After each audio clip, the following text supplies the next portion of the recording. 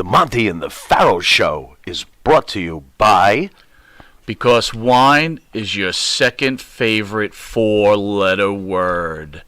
California wine, New York attitude. Good fucking wine. Yeah. It doesn't matter. Uh-huh. So if everybody remembers, Eric Sims, a friend of the show, he was in a war with this guy Duke, loves wrestling, and Vito. And Right. they were beating up Eric pretty well. And, you know, me and Jimmy felt that it was unwarranted. And if everybody remembers the show from maybe a year and a half ago, I forget the timing. It was a while ago. We took care of business, and enough that people weren't very happy with us, or people loved it, whatever it was. So now I knew Jimmy was going into more land with this. And by the way, Eric Sims was the promoter for Big Vito, and we'll get into that in a second. But so here you go, you're here, Big Vito. He knows who you are. What happens? All right. First of all, another disclaimer. I grew up, as Mike knows, I love ECW, and I go back to Vito's days of Skull Von Crush, and I do remember Vito rather fondly because of ECW. So this was not Greg Valentine, but still an awkward oh fuck kind of thing for this ECW lifelong fan. I'm like, oh fuck. However, this one I handled a little differently. I saw Vito at the bar. And I walked right up to him and I shook his hand and I said, why the fuck were you not on our show, bro? Before anything else came out of my mouth, I just, because I felt that I could comfortably do that with him. Sure. You know, I felt I could comfortably do that with him and he would get it. And his response was basically like, you know, he passed it off to Eric and that's not for me to know. I don't know what went on with all of that. Maybe you do, maybe you don't, but Eric's not here. I would rather appreciate it if, you know, if Eric is here to say for himself, you know. Well, I'm here. Can you hear me? There he is. Oh, look, he has appeared. Let me just get this in. I cut out for a second. All right, Eric. So let Jimmy. All right, Eric. Let Jimmy get this in. Let me get this in. Basically, you know, when he passed the buck to Eric, I stopped the conversation right there, as far as Eric went, because, you know, I'm not privy to what Eric and Vito talked about, or what the discussions were, or what the fuck was going on all that time. So before Eric speaks to the situation, I'm going to give you Monty's thoughts of the situation, because I'm going to ask you a question, Jimmy, and give me your thoughts before Eric shares his thoughts. All right. So Eric has problems with Big Vito. We defend Eric, and then Eric starts telling me he wants to promote Vito. So a couple conversations between me and Eric could tell me if it's the truth or not, right? I would say to him, what are you doing that for? Why are you doing that? The guy trashed you. He's going to trash you again. And Eric's like, I really like him. He's a good guy. I really love his wife. She's such a wonderful person. And I'm like, you're making a mistake. This is the conversations going back and forth. Hence, now we go to the gathering. He promotes Big Vito. This is from Eric to me, and I'm going to ask you what your thoughts are. I'm going to give you the story, and then Eric can chime in after you give your thoughts. The agreement is, Big Vito, you come in, you sign everything, you get paid, you go home. Thank you. Let's do it again if it works out. Vito gets in late. There's some kind of delay. He asks Vito to sign some stuff on a Friday night, which Vito's like, no, I'm tired, which is totally understandable, right? I can't do it now. Saturday comes. Everything seems to be okay. Sunday comes. At some point, Vito tells Eric, I'm not signing anything else. And he somehow doesn't like the fact that Eric is lacing into the employee who Eric's paying for whatever situation. I don't know. Eric can explain that a little better, and I don't want to go too drawn into it, Eric, so when we get to you, I don't want to hear the entire Bible about it, right? We want to get to the bullet points. But Vito dresses down Eric at the event. Eric now leaves. Vito, as you know, Jimmy, you're trying to fly back to Florida. You get hung up, and you're there till Tuesday. Same thing happens to Vito. Vito then asked Eric to rebook the flight, which is certainly Eric's responsibility. But then he's asking Eric to pay for his hotels till Tuesday, right? Because his flight's canceled. And I said to Eric when I found out, I said, why should you pay for his hotel? And I could be wrong here, and I'm asking you, Jimmy. Number one, it's past the agreed contract. You're taking care of his flight. It's not your fault that sleep in a fucking airport. Not my problem. Next thing, you dressed me down at the event in front of everybody, and you didn't sign everything you said you were going to sign. Now, disclaimer, Eric took care of the man's hotel and took care of everything. I was giving my point of view, and I'd ask people in the chat if they think I'm wrong too. I wouldn't have done it.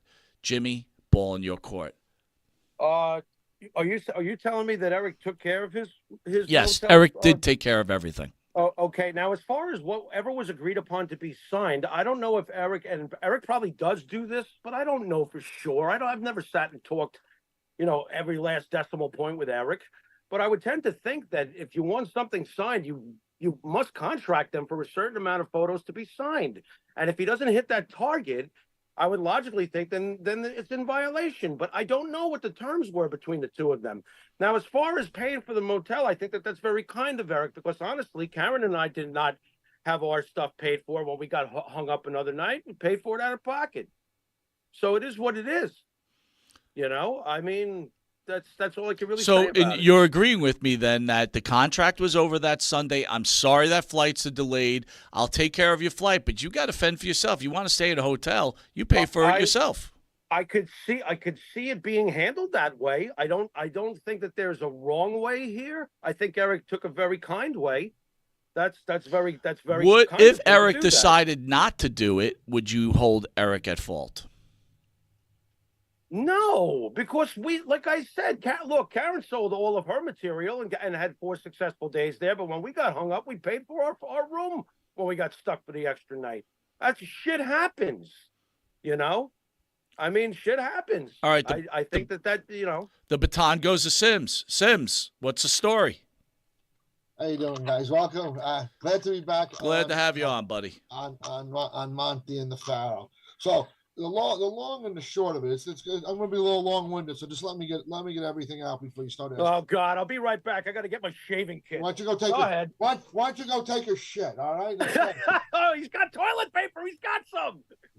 Now, I never thought that, when I being the agent and this and that, now I'm going to have to start walking around with this because, you get some of these prima donna divas that you go around. You got to wipe. Here we go. You got to wipe their asses. Oh, here we go. Here we go. But anyway, so like I was planning the gathering. I didn't know who to bring. I was just banding names around. Vito's having problems with at home. With the wife, just trying to pay his bills, and I'm kind of on a decent relationship with him. So I booked him for the gathering. Figure see what we can do. Marty, the promoter, says don't book a guy more than one day there. It's the same guests that matriculate the whole time. So I was so I booked Vito, and that I wanted a little something extra. So he recommended me calling Johnny the Bull. So he hooked me up with Johnny the Bull, and we do the Mama Luke's reunion. So I make a deal, so I set the deal in motion there. So everything's going good. I get all my photos, like the graphics kind of done, everything printed up. About a month or so, or a month and a half out of the gathering, Vito calls me. I need more money. I could stay home.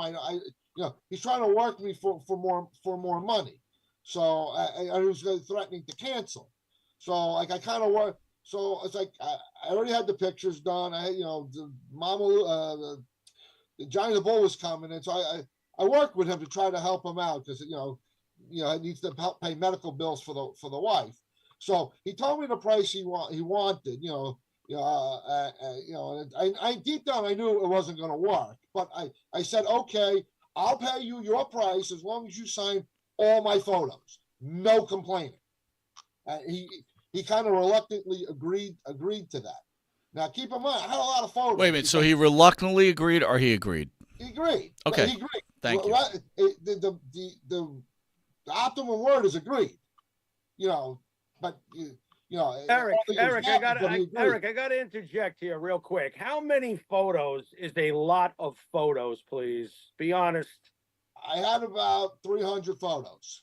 Jesus Christ, my wrist. Well, okay, see, go ahead. No, wait a second. Okay. Wait a second. Okay. He does this new mafia gimmick.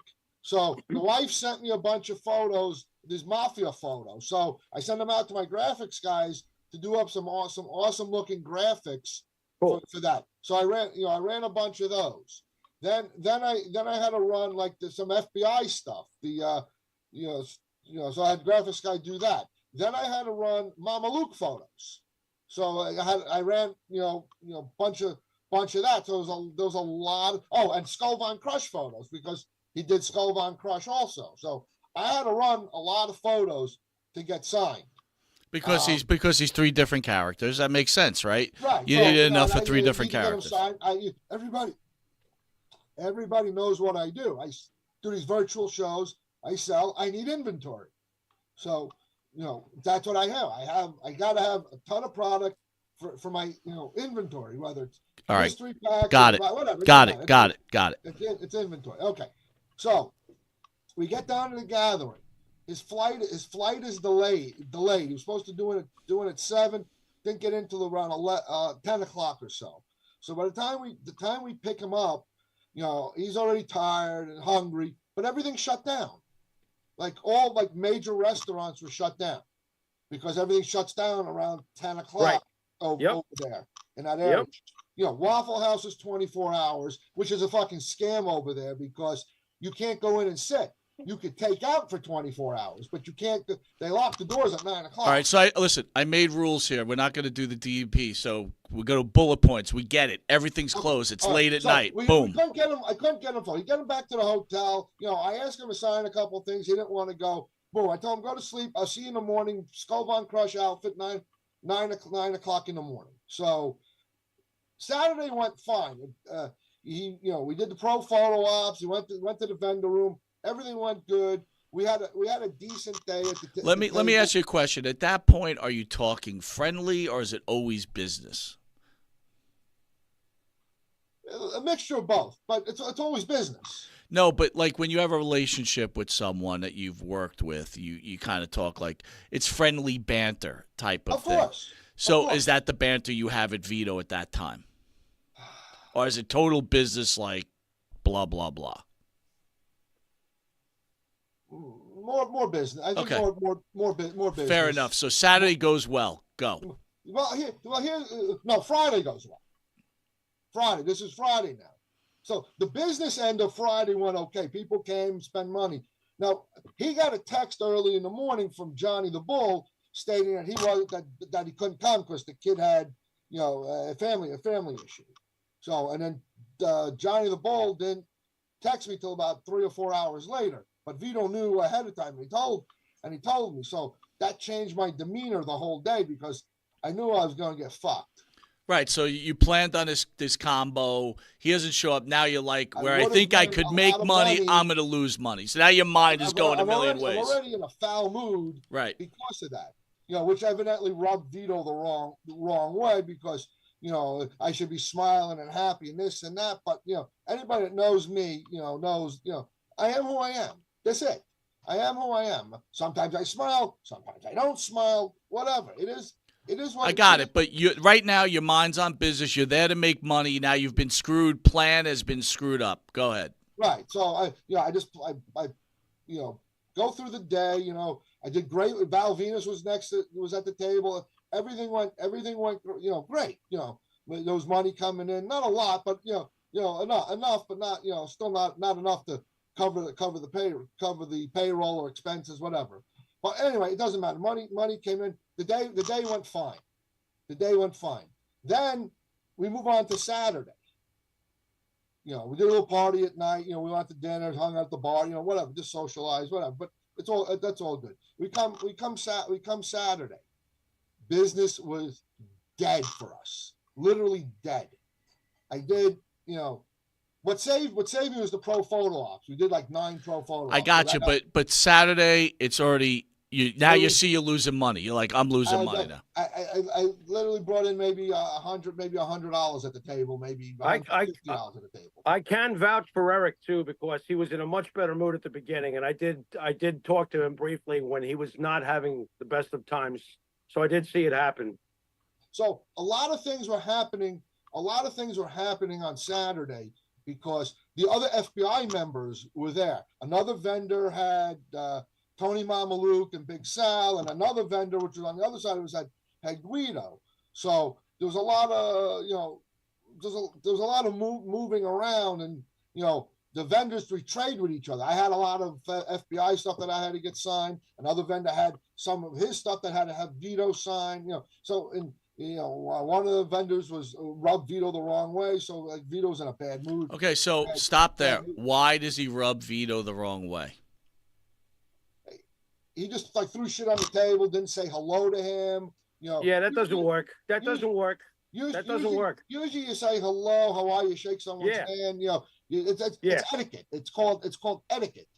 Yep. So yep. That wasn't that was rubbing Vito. So now you're already having a bad day money wise. Vito's now pissed off because he feels like he's being disrespected by an agent. Okay, now. So the long story short. So we get through the day towards the end of the day. I had to take care of some stuff, and we did this and whatever, back and forth. So at the end of the day, after he's all Vito's all bent out of shape with this and that, because it's a long day and he didn't want to stay at the table any longer, knowing we weren't making money. I wanted to get some Shikishi board signed at the end, so I had the FBI guys sign it. Waited for Vito to do it last. He wouldn't sign it. He wouldn't sign the Shikishi boards. The other vendor had an 11 by 14 photo of something that he wanted signed. Vito wouldn't sign that. He said Vito's reasoning, I'm not going to sign it. The guy don't bring me in. The guy don't work. Do it. If I sign it, then there's nothing left for me to do. He doesn't realize the guy's a wrestling promoter and could bring him in to wrestle and whatever. But so Vito was being stubborn. He told me multiple times that he just wasn't signing it, and I wasn't letting it go either. I wanted my shit signed. So that was it was getting agitating back and forth. So by the time it ended, by the time it was over and he wanted to get paid, so he wanted, it wasn't good enough for me to hand him his envelope. I had to take him to a private room. Well, real quick, hold on. Also, you had someone working for you, a guy named Richie. You yelled at Richie about something, right? So there's a lot of moving parts. So like Richie was doing something with the other table and just doing, with some merchandise, and I was telling him to do this, do that, whatever, because I'm very OCD and I like things done a certain way. Richie's used to that. It's not me yelling at him like he's a dog. But Vito took offense that you were directing Richie. Well, yeah, I'm the boss. That's what the boss does. You give direction. So now he's not signing what he promised, right? He then gets mad at you because you're talking to the guy who's your employee for that moment. He didn't like the way you were speaking to him. So now he's making you count out the money because he doesn't trust that the envelope is full of the right money. Well, I take him to the private room to do it. So I instead of just handing him an envelope, I count out the money. I got all the hundreds on the table. Exactly. Got it. Exactly Keep going. What the deal was. Not to mention the extra $20 bonus, the $20 because he wants me. Because I'm not going to go out to eat with you guys today. Just give me $20 and I'll go get something to eat. So fine, I'll do that. Plus, I covered his check bags. He wanted me to cover his one check bag, so I had to. Which, by the way, Jimmy, I want to ask you something. If you're bringing in a guy and then he tells you you're not good enough to go out to eat with him, isn't that offensive to you, Jimmy? I don't know if I would be overreading it. It all depends. I got to be honest. It's not that we didn't want to go out to eat. I just wanted to get the hell out of there. And I think Vito kind of knew I wanted to get out. Okay, gotcha. So, right. Yeah, I wasn't overreading much on that. So yeah. So, we go into the private room.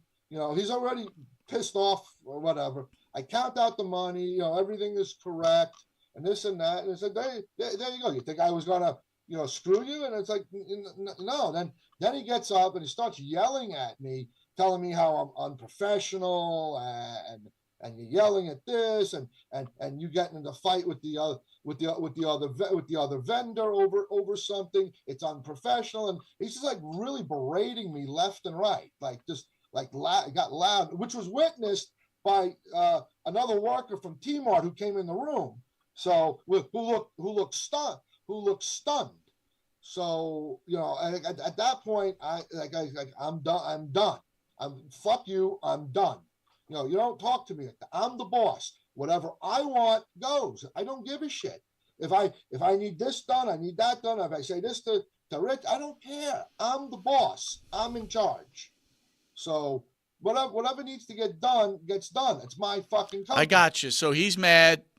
You now you leave. Now you leave, right? Like he's yelling at me, which people heard outside the door because he's loud. You know, I mean, we were face to face.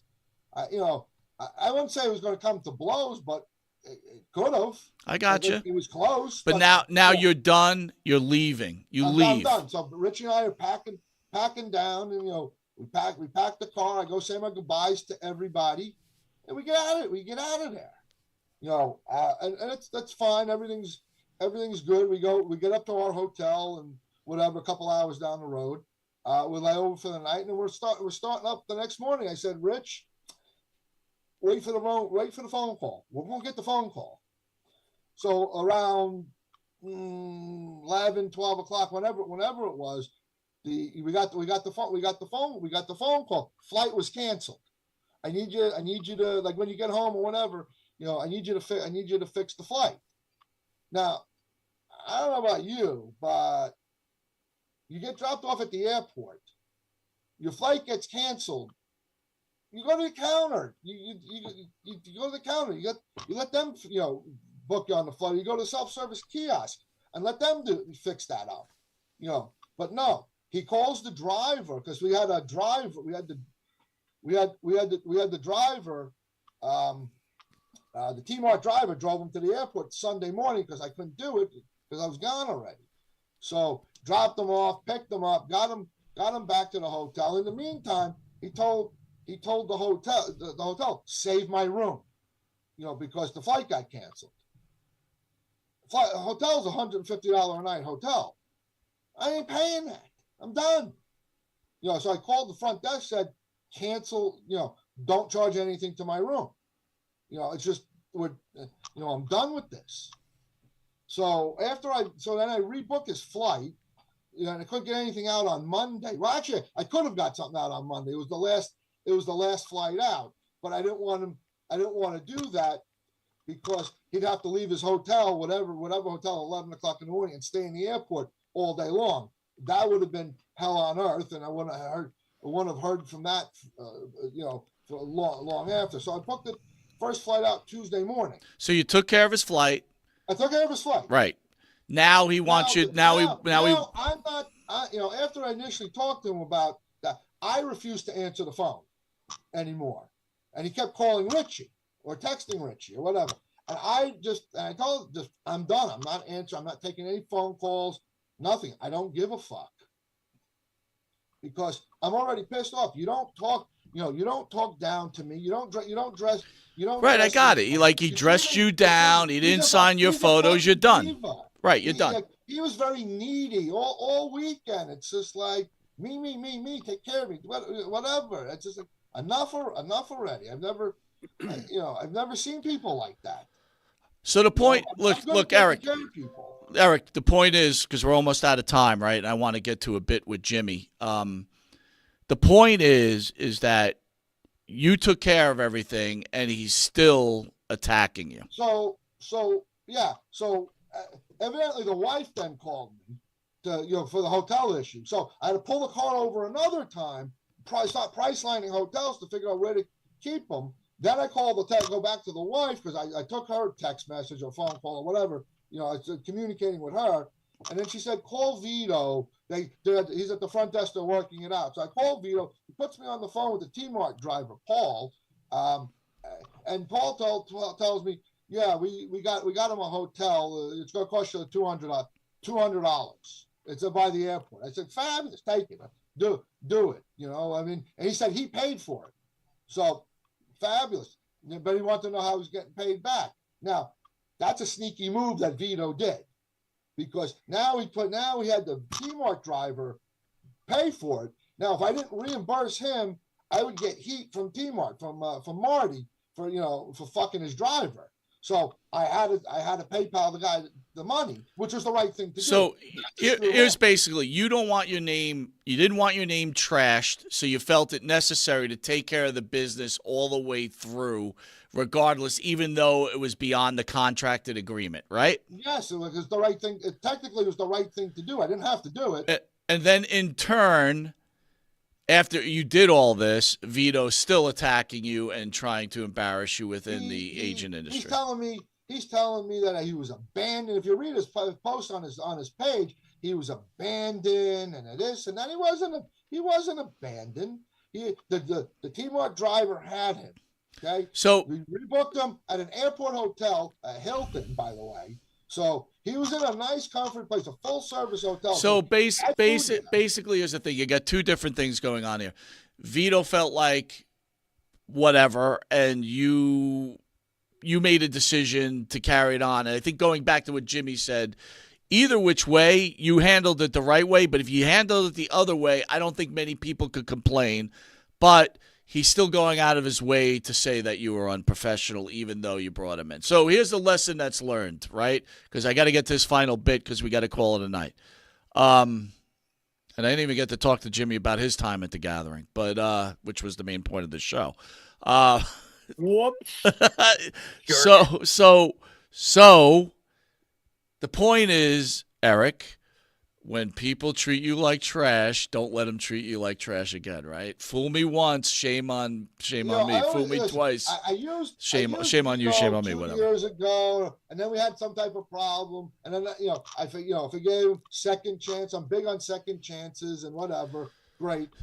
We did it this time. It just didn't. So basically, if you give him a third chance, it's your fault and it's your problem, right?